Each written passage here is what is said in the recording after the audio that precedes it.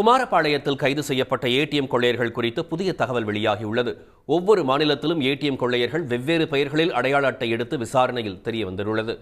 கேரளாவின் திரிசூரில் ஏடிஎம் மையங்களில் கொள்ளையடித்துக் கொண்டு வட மாநிலங்களுக்கு தப்பிச் செல்ல முயன்ற 7 கொள்ளையர்கள் குமாரபாளையம் அருகே சுற்றி வளைக்கப்பட்டு கைது செய்யப்பட்டார்கள். துப்பாக்கி சூடு நடத்தியதில் ஒருவர் உயிரிழந்தார். மற்றொருவர் மருத்துவமனையில் அனுமதிக்கப்பட்ட நிலையில் எஞ்சி 5 பேர் சிறை காவலுக்கு அனுப்பப்பட்டனர். இவர்களை காவலில் எடுத்து விசாரிக்க திட்டமிட்டுள்ள திரிசூர் போலீசார் குமாரபாளையம் நீதிமன்றத்தில் மனு தாக்கல் செய்துள்ளனர். கொள்ளையர்கள் மீது வெவ்வேறு மாநிலங்களில் ஒன்றுக்கும் மேற்பட்ட வழக்குகள் இருக்கின்றன. இதில் முகமது இக்ரம் மீது மேற்குவங்க மாநிலத்தில் மட்டும் 6 வழக்குகள் உள்ளன.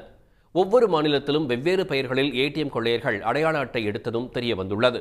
இதனால் இந்தியா முழுவதும் கொள்ளையர்களின் புகைப்படங்களை அனுப்பி வழக்கு தொடர்பான விவரங்களை சேகரிக்க போலீசார் முடிவு செய்துள்ளனர்.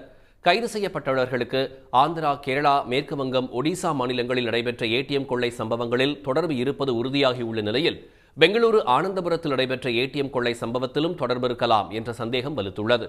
இதுகுறித்து பெங்களூரு போலீசார் தொலைபேசி மூலம் நாமக்கல் போலீசாரை தொடர்பு கொண்டு விசாரணை நடத்தி வருகின்றனர். அடுத்து ஓரிரு நாளில் கர்நாடக போலீசாரும் நேரில் வந்து விசாரணை நடத்த திட்டமிட்டிருக்கிறார்கள்.